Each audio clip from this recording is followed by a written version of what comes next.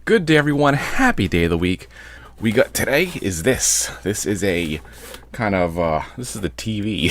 So this is a Cortland model CT-500. We're going to bring it over to the table and check it out.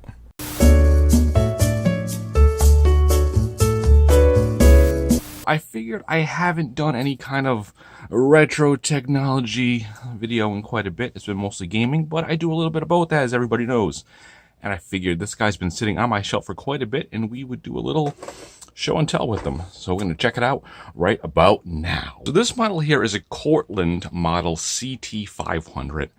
It's a late 80s unknown kind of brand. I'm guessing like a Chinese knockoff kind of brand of the real thing. It is a color TV. It does work very well. Now, as far as where this guy is from, this is not any kind of thrift store haul or find or anything like that. This actually came out of my parents' conversion van back in the 90s. So the van it came out of was a 1988 GMC Safari. So it was a conversion van. It had all the typical conversion van stuff. It had the table in it. It had the comfy couch type chair in the back. It had the four captain's chairs, and it had the TV. And at one point, my parents even added like a VCR player or a VHS player to it. We never had any games in the van, but we always had plenty of tapes to watch. We used to go on a lot of road trips. When they traded the van in towards a newer one, my dad decided to take this guy with us. I don't know why. Even though the van had come with it, I don't know if the van was going to get junked or something, so he took the VHS player and this TV out of it. And it sat at their house for a long time. I was there one day not too long ago cleaning, getting a few things, and I saw it, and I was like, oh my God, I got to do a video about this thing. So it's cool. So here's a close-up of it. It's pretty simple. Yeah, volume selector, which I believe is for switching the VHF, UHF, and it has a power button there, of course. It does have an AV in over on the side, which we'll look at right now. So on this side right here, we have the inputs on it. And as you can tell, it has mono audio and white for the video. It has a selector which goes from TV to monitor. This is pretty much your selector switch. It has a RF input right here, which the van had a built-in antenna, and connected to this, if you wanted to use the built-in antenna right here, you would actually pull this pin. It would rotate and connect into this slot right here. That would connect the cable outlet, well, the coax outlet, to the antenna on the side here. It also had an earphone jack, which we used because the van itself actually had headphones that would run through it for us to listen to the TV in it. So it was pretty cool. Over on this side, we have a focus knob and your typical, brightness, color, tin, all that fun old school CRT stuff. Now, here's the biggest problem with this. With this model being mounted in a van, it didn't have the AC adapter. It ran off DC straight. So my only option is to put 10D batteries in here to get this guy going. And we're going to do that right now. Batteries from the dollar store. They are alkaline. Oh no, they're super heavy duty. These right here these are alkaline, but we're not going to keep them in here. We're just going to test it. Here are all the batteries installed. Going to go ahead and one-handed put the cover back on. This is really hard with one hand, I'm sorry. I think it goes this way. There we go. Cover. All right, so here is the test. Let's see if this guy works. Ooh, look, it lit up. And always as it comes to life. For the first time in like 20 years. No sound. No. Now, bear in mind, I'm obviously not going to get any broadcast on this thing. One, the antenna's not hooked up. And two, there's no more analog TV. So you're not going to get jack shit. So what are we going to do?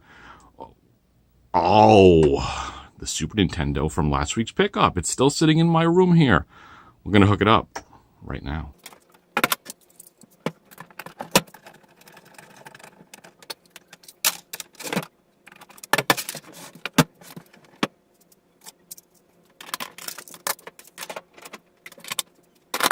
So I turn the lights down just so you can see the picture a little better, get a little closer. I got it set on what I believe to be channel 3, and I got the Super Nintendo ready to go. And I can kind of see it. A little fine tuning here. Oh, there we go. That looks good. And what did I put in? What did I have to put in? You got it. I had to put in Turtles in Time. Man, this is great. This looks pretty good. This looks pretty damn good in this little TV. I'm gonna go with Mikey. You gotta go with Mikey. Alright, it's a little red, but I probably gotta adjust the color on this, but it's got all those knobs on there anyway.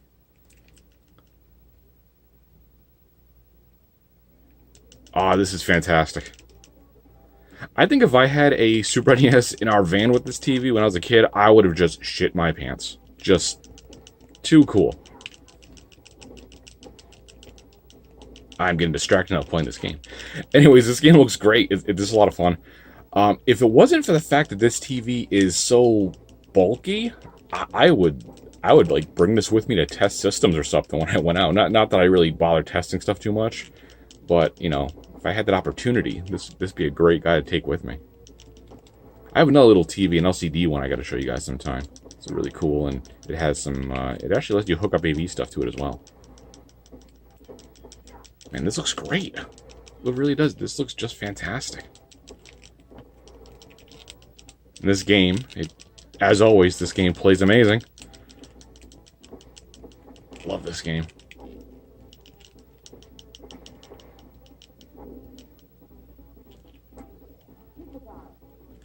There's also another little TV I'm a big fan of. I've seen a few people online have it. It's a Sony Watchman TV, and it's about the same size screen. The body's a little smaller on the unit, and it kind of sits a little taller, and the batteries go under it. Oh, shit. Did not see that.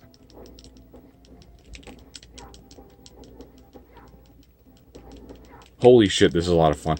Alright guys, I'm going to go ahead and keep playing this, probably until the 10D batteries I put in the back of this system run out. And, oh shit, it's Krang! Alright, I gotta take care of Krang. Well, you guys take care of me. Alright guys, as always, thanks for watching. I'll see you next time. Ah!